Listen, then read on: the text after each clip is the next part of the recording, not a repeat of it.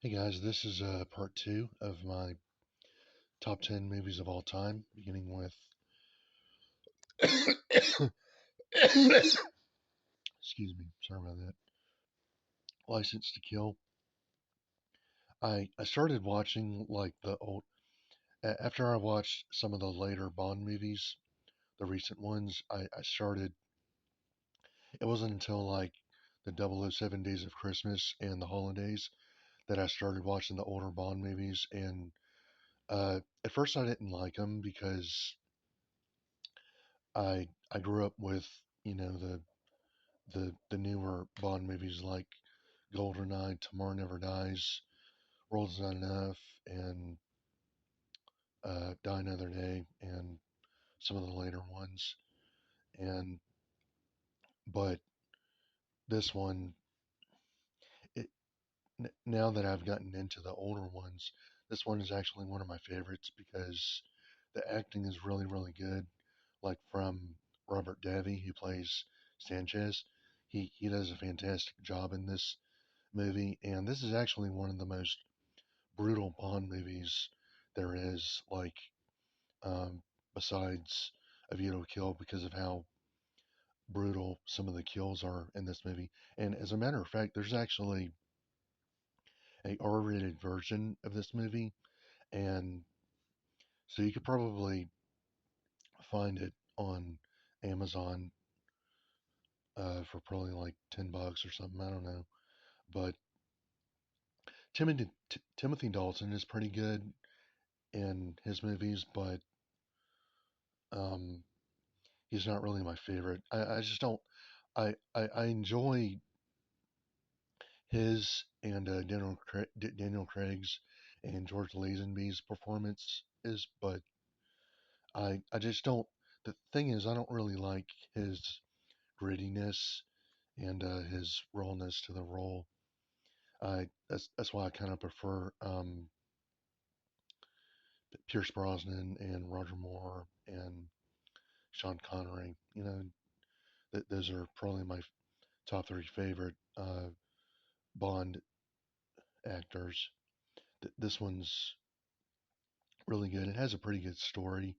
It's basically a revenge story about Bond trying to get revenge on these thugs that tried to kill um, his best friend, Felix Leiter, a CIA operative, and who nearly gets killed by a shark.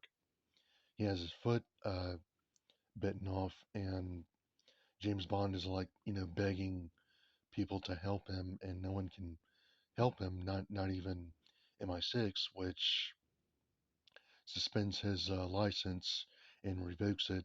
So therefore, James Bond has to go rogue basically the entire time until Q shows up and decides to help him. So uh, everything I said about the old James Bond movies applies to this one.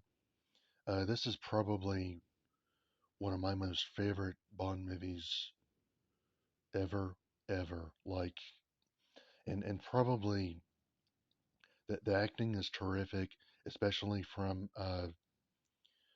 um, Robert Shaw, who plays Red Grant or Donald Grant. And spoiler alert: there's in the book he's actually a two-time heavyweight boxer, but in this one he's actually a convicted killer who's sorry. And um,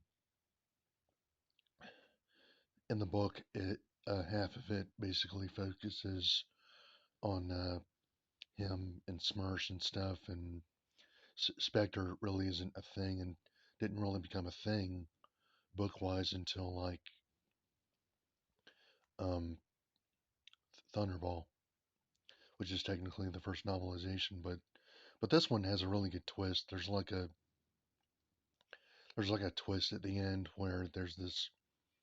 Um, It's like another revenge story where uh, the main villains of this movie are trying to get revenge on Bond for killing Doctor No, and they do this to try to trick him into uh, working for them without him knowing about it by delivering this decoder machine called the Lecter, which is called the Spectre in the books.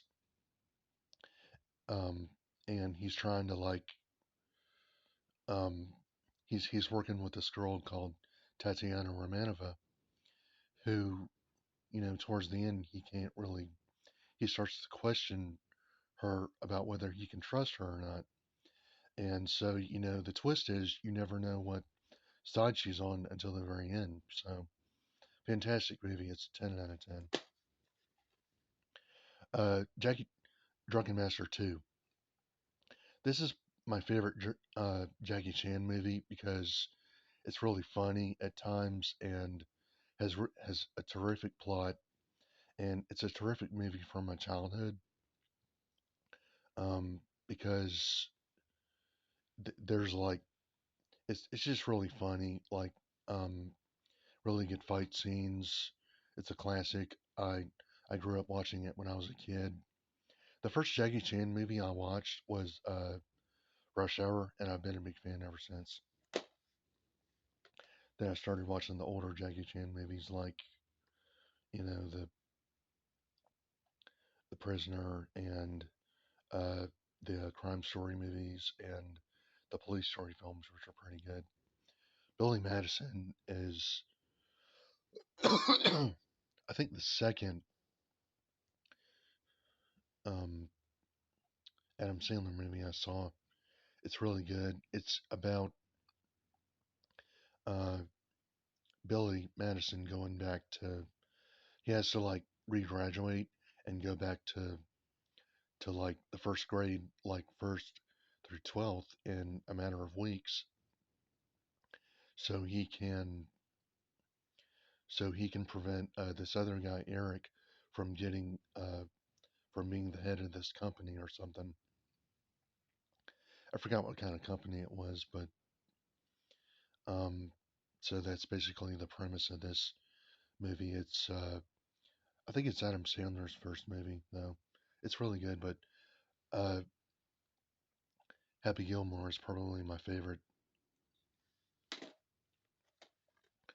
This is one of my favorite Batman movies. A, lo- a, s- this one's kind of a mixed opinion. Like a lot of people like it, a lot of people hate it. Um, The Dark Knight is probably my second favorite. This one has much better acting, um, uh, much better fight scenes. I like a lot of people compare it to Rocky 3 because it's kind of a redemption story to a lot of people because it's about Batman losing to someone and then redeeming himself, kind of like how Rocky did when he lost to Clubber Lang because he was resting and he had to kind of get his skills back, and that's kind of what happens here when Batman gets his spine broken. And I really like Tom Hardy's performance as Bane.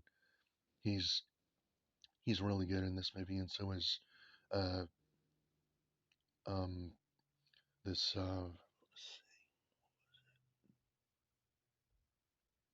oh, Anne Hathaway, who plays Catwoman. She does a really really good job. So yeah, this is a 8 out of 10. So that's it. I'll have more videos coming up and a rant about why there hasn't been a Bond game in 10 years. Have a good day.